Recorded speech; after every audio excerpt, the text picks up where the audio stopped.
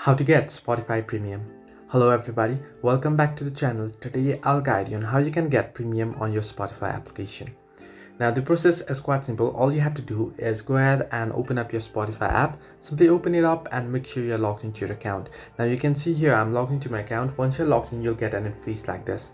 Now here, once you open up the app, at the very bottom of your screen you can see the premium option. There you can see four different options: home, and beside it search, and beside it your library, and beside it you'll see the premium option at the bottom right corner. Simply click or tap on the premium option that you can see on the screen, and here at the very top, once you tap on the premium option, you can see the get premium option.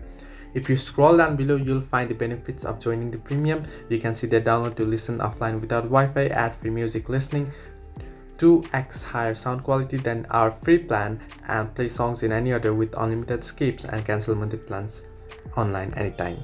Now currently I'm on my Spotify free, but if you scroll down below you'll be able to pick your premium.